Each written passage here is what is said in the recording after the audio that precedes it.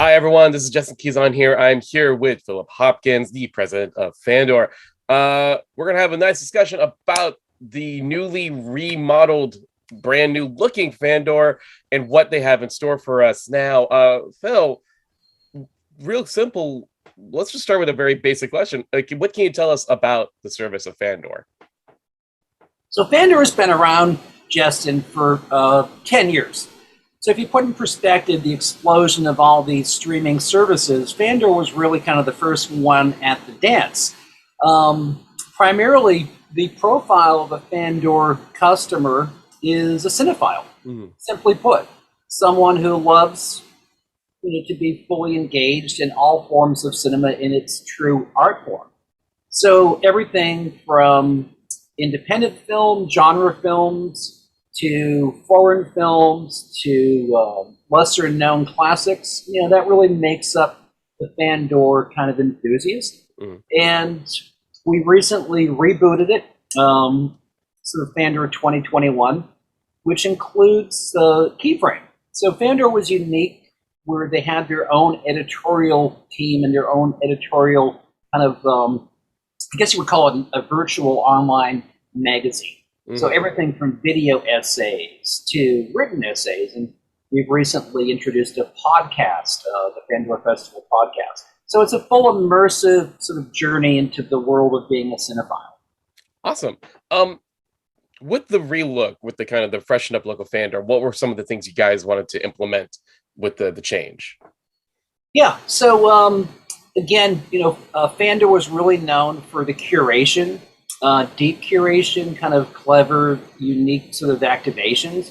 So we really wanted to preserve that, but we also wanted to create a lot of new shelves, which is what we're calling them. So these kind of curated shelves, everything from directors to genres, and then tie it back into the editorial where we can do sort of a Fandor focus where we actually talk to a director, we talk about a certain genre of filmmaking, and then sort of that's a way for us to sort of engage someone with maybe lesser known films, newer films from indie filmmakers. And I think it's really different today because there's just so many other services out there, be it not many really focused on kind of the true cinephile, but outside of your kind of mainstream ones that are, serving all the sort of top 40 radio, if you will. Right.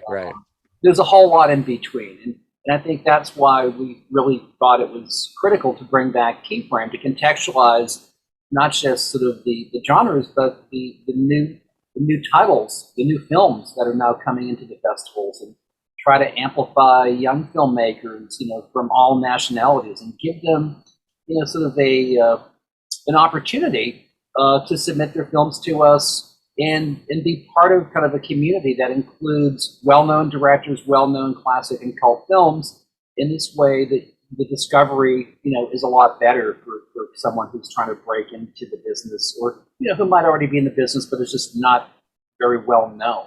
And it's interesting you call it shelves, because I was looking up the website, I was looking at the app, and I do feel like it does have that feeling of me walking through a rental store and that's that section, and curate is what I do feel is definitely implemented to the site, because I do like it when I go to a more niche video store and they have a very more, it's not just sci-fi and drama, it's very specified, which I think is really cool. But like you said, this is the 10-year anniversary of Fandor, so I am curious, what do you think was is the biggest difference between how you see people consume film now as opposed to 2011?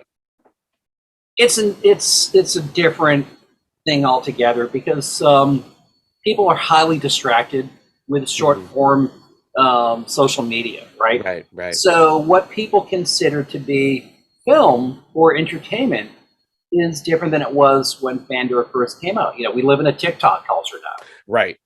So it's just a very different proposition when you're talking to a young teenager or someone who's sort of just going through their sort of discovery of being creative, what that means. Are you telling a story, or are you just trying to get clicks? Are you just trying to get your sort of engagement with your social currency? So I think it's become far more difficult for a emerging filmmaker to engage a young audience outside of the studio system or outside of kind of the food chain of all the major Marvel Comics blockbusters that are going to get, the new James Bond film.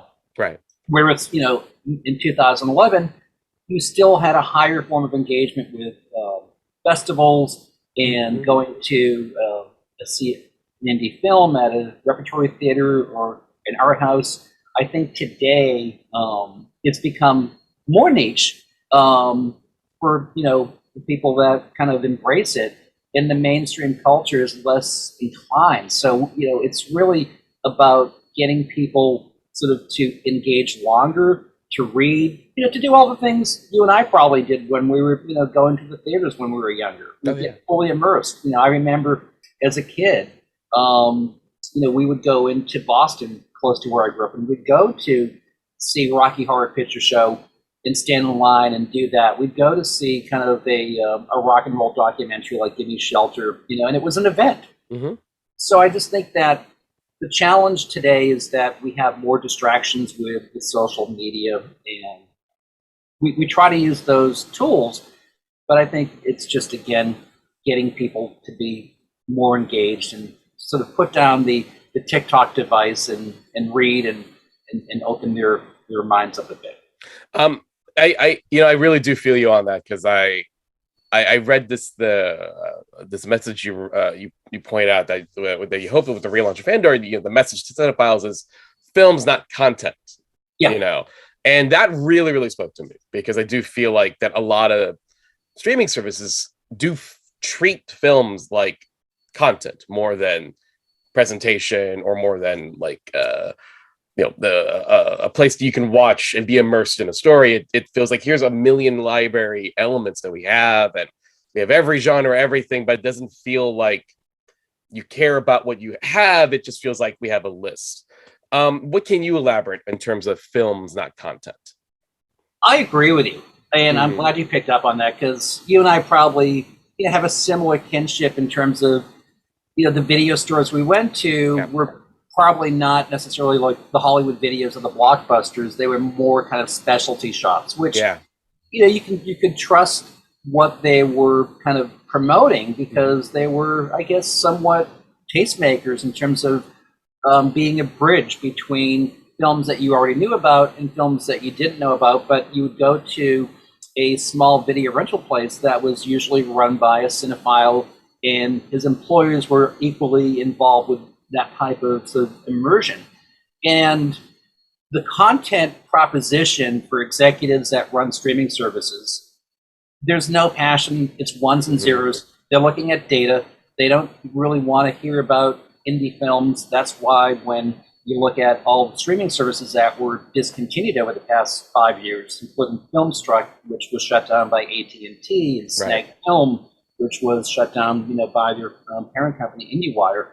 The industry doesn't put a lot of value on sort of this area of the film experience. They're going after everything to keep the numbers high. And people who are the gatekeepers, in executive positions, they have job preservation. So everyone's chasing numbers. And that's why there's this sort of the soulless feeling in the industry that when I hear people say content, it just doesn't mean anything to me. And there was a massive disconnect when we were talking about relaunching Fandor. I kept hearing people say the word content, and it just seemed so dissonant to what Fandor was. So that was, in one of our marketing meetings, we just said, this is really an important message we have to get out there. Films, not content. Because it takes the art form away. If you're just a number and you spend your whole life conceptualizing something from a creative venture, and then you have some jerk tell you content, it just gets grouped into the TikTok stuff. Yeah. No, I definitely agree. I have I'm friends with a film video essayist, and we are both, and I have multiple podcasts, and we both are so hesitant to say what we make is content because of that same feeling. It comes off very empty, and it comes off like well, I am putting effort. It's not just here for you to consume mindlessly, and film is not something you consume mindlessly. You have to engage. So in terms of picking films for Fandor, like, do you feel there's a certain criteria that that your folks are looking for when deciding what gets on the service? We're looking for good stories, and we're also open to getting introduced to emerging filmmakers from all over the world to try to give them a platform and amplify what they're doing. So we're not overly precious in the way that, you know, as long as someone has a great story, that whether it's a short form film or a long form film, if they have a compelling, great story to tell, you don't need, in this day and age, you don't need $1 million or a ton of money to sort of make your creative art and have it be seen. Absolutely. There are kids that can edit in Final Cut or Premiere and do amazing things that look better, mind you, from what I've seen in recent studio releases. Yeah. Because they're so focused on their vision. So, you know, in addition to kind of what you would expect from the classics and the cult films and the kind of the bucket of all those things that are in the Fandor vernacular, we were looking for emerging filmmakers that have aspirations to be in festivals, to be seen by a audience of enthusiasts, and we're going to festivals. You know, we've done both virtual and in person, where we've picked up films at various festivals. So, and we're also launching in a few months a user dashboard where filmmakers can actually submit their films directly to us. Oh wow, excellent! That's awesome. I do, because I kind of got lost a little bit in a good way of looking through the catalog of what you folks have, and I do love that Fandor has a good variety. You know, like you have Werner Herzog, Nosferatu, and Frank Capra's Meet Joe. You know, and I think those are kind of good to showcase in a service like your folks, like you guys have, because it's like, you know, we would not just have the new, more, you know, the new, interesting, exciting stuff. We also have some classic older films. What do you think is the benefit of watching an older film and giving an older film a try? It's film history, so you can't really understand kind of what film noir is until you see it, until you understand what the value of shadows and light and kind of tension and all these things that get extracted. It's the analogy is that if you understand music as a correlation, you're going to go back to things, whether it be classical music or classic rock, to understand how we arrived at certain genres of music. And it's the same thing with film. Right. And I think, you know, outside of just being a film school nerd, it's valuable because there's great stuff. It's just really, you know, celebrate. When I was younger, we had the Sunday night movies, where we have like the Saturday night movies that were on the regular networks. Then you'd have the late show, then the late show. And this would introduce, you know, either someone that had sort of the inability to sort of sleep, which I had. I had like a hard time growing up, you know, sleeping because I was constantly watching the late show.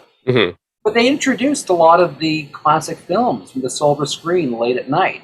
And I remember watching The Late Show, watching the Universal monster films with my dad late at night. And that was a great sort of immersive experience, but it was also a shared experience with family members. So I think if you have a service that's too one-dimensional, there's less opportunity to kind of cross-generate your family and your siblings together as a group experience, because it's always going to be film discovery, and you're going to want to introduce sort of, you know, a younger generation to it. And I think that's part of the curation, and that's a really important part. That's excellent. And I do want to focus on one specific filmmaker, because when I was looking to the assignment, you have a lot of this person, Werner Herzog. A lot of Herzog on Fandor. What do you think makes Werner Herzog such a fascinating filmmaker? He took a lot of chances, and I think that if you look at his career, he pushed the boundaries. He didn't sort of accept the you can't do that. I mean, it's his grandiose sort of concepts, many of which were looked at as being problematic within this distribution system.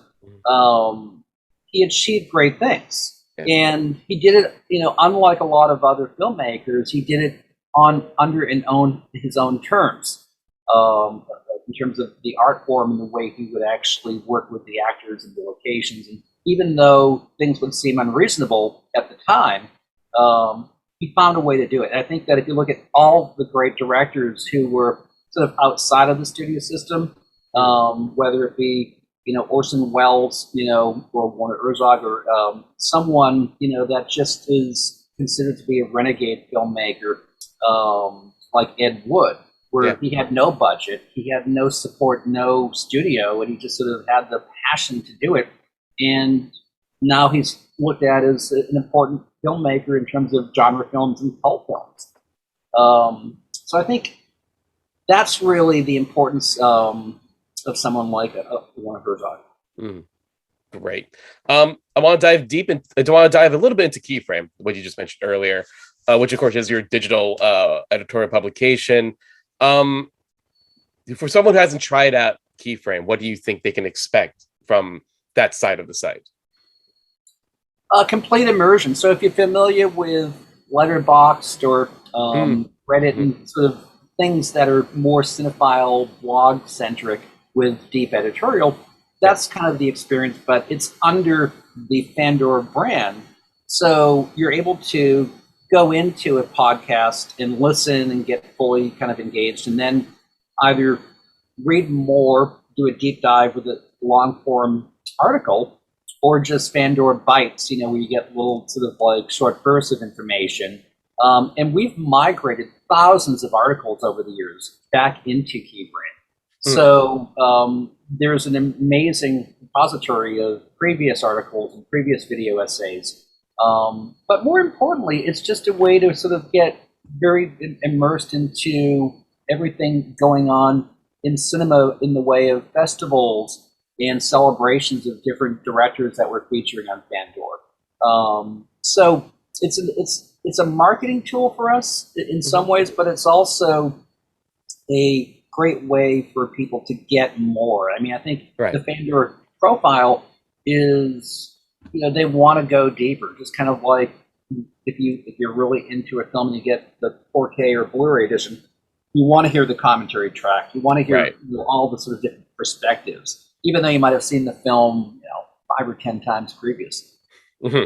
And that's which is really cool, because like I'm looking at the site, Keyframe right now. Like one of the things I thought was a really cool way to like tie what you're talking about and go back into the concept of like going to a video store, being curated by someone who works there, who can promote and tell you what's a cool film. It's like, I'm looking, there's an article on Miss 45, and if you can read an article about Abel Ferrara's movie, you can go to Fandor and watch Miss 45, which I think is a really cool connection to that. Is there any, you have folks that maybe guest contributors to Keyframe, maybe like a filmmaker or another critic or so, that you have plans to contribute to that part of the site?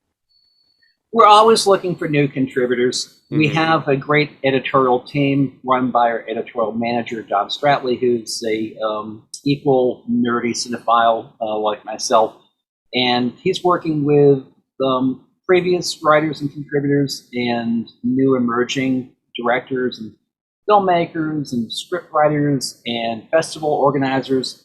The podcast that we're doing right now, we recently had Cassandra Peterson on, who has a new book out, so we're excited to have Elvira. Nice. Yeah. Okay, so before we go, because I have one more specific question for you. So, okay, someone just watched our interview. Someone liked the video. They're like, okay, I'm going to sign up for Fandor. And that person asked, what should I watch first? What will your answer be? It's a loaded question. I know, but it's not that easy. I understand. I could completely either alienate the person by saying, go watch Basket Case. And they would either completely freak out and run to the hills and say, I can't believe that person tortured me that way. But there's so many other titles that I would have to just understand, where are they coming from, what's sort of their genre. There's a great little independent film that we picked up recently at South by Southwest called Our Father, which is kind of like a John Sayles type film. It's a relationship film. It's edgy. Mm-hmm. It's got an interesting plot to it. It's shot well, and it was very indie. Mm-hmm. So I would say take a chance on a film like that. Yeah, but we have 1,000+ titles on there, all of which have different moods. But yeah, go watch Basket Case and tell me what you think. Awesome. You know, and actually, I'm going to do one more thing. I'm going to, may I tell you what I just added on my library? Please. All right. I put in Why Don't You Play in Hell from Shion Sono, who blows me away. I have not seen this one yet, so I'm looking forward to that. Cheap Thrills, which I've been meaning to see for a couple of years. Anyone who puts any Takashi Miike work, I will. It's an automatic. I'll put it. So I have Dead or Alive, even though I've seen it. Oh, I'm always. Reanimator, one of my favorites. So I'm so happy to see that on here. The Road Not Taken, which was read very interesting. It was a very interesting premise. I was curious about that. I Declare War, another movie. Is like I've been wanting to see that. Miss 45, Phantom of the Opera, 1925.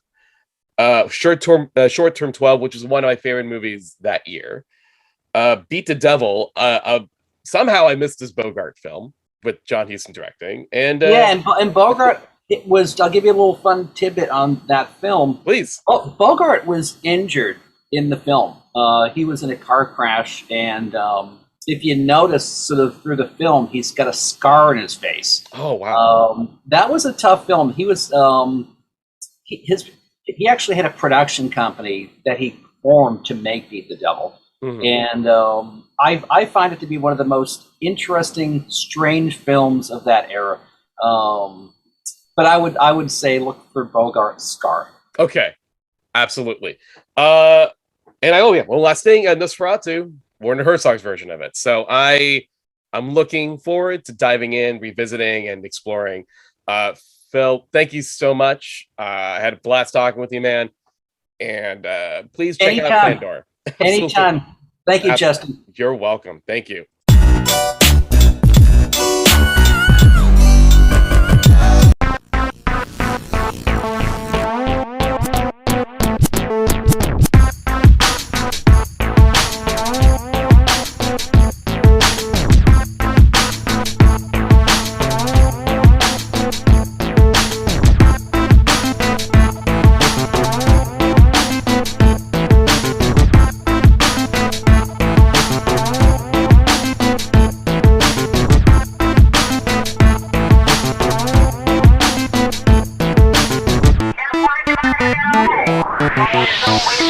Always